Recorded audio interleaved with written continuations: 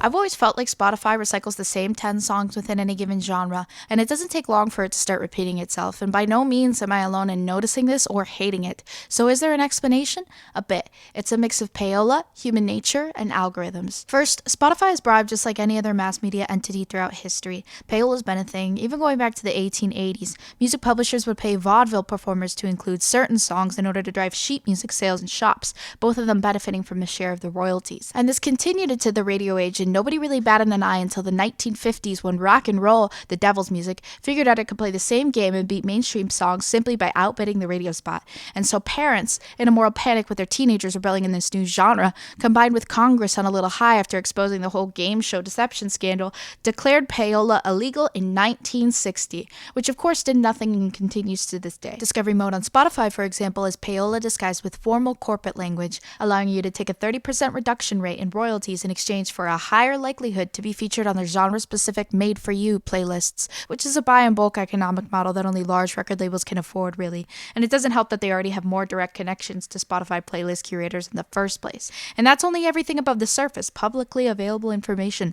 Everyone on the internet swears that Espresso was outright bribery. In its peak, it was autoplaying in shuffle after any genre whatsoever. And so bam, the same mainstream pop songs get pushed. Nothing's changed from the days of radio, and the music industry economic structures remain intact. But maybe Spotify and radio pushing the same songs isn't necessarily pure capitalistic evil. People like familiarity. One 2011 study, among many others, showed that people enjoyed music regardless of complexity levels solely based on their familiarity with both the music style and the song itself, which is known more broadly in psychology as the mere exposure effect, a preference for things we're familiar with. And what better way is to ensure that but to play the same songs over and over again? And so everyone benefits from it. Record labels make more money, and the casual listener enjoys their dosage of familiarity. And it's difficult for me to imagine because music is one of my interests, but most people aren't actively searching to expand their music taste all the time anyway.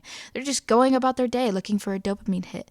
YouTuber Mintco in his video I Hate NPC Music brought up a good point. At the end of the day, not everybody is even into music. Some people barely listen at all. In that case, say they're just like a working class mother of three, of course their favorite song would be That's What I Like or Sugar. What motivation does she have to go discover Duster or Glitch Pop? She's got 3 kids, and Bruno Mars is hot. But anyway, I bring this up because I think the answer to our moral qualms with Spotify is to be media literate and understand that the platform is not catered toward avid music listeners but to the masses. And so Spotify's model of the same 10 songs isn't even a bad one in that regard. The majority of users don't even use, say, features like Discover Weekly. But shifting gears, for those of us who do, it seems to work pretty well. It has a lot of positive internet feedback, and personally, I've found some of my favorite songs on there. So the only question I have left is if it's dangerous to offload finding new music in this way.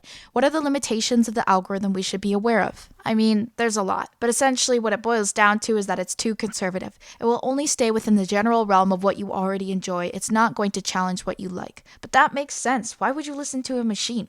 If you're truly trying to challenge what you already know, the answer will always be other people, someone you have respect for.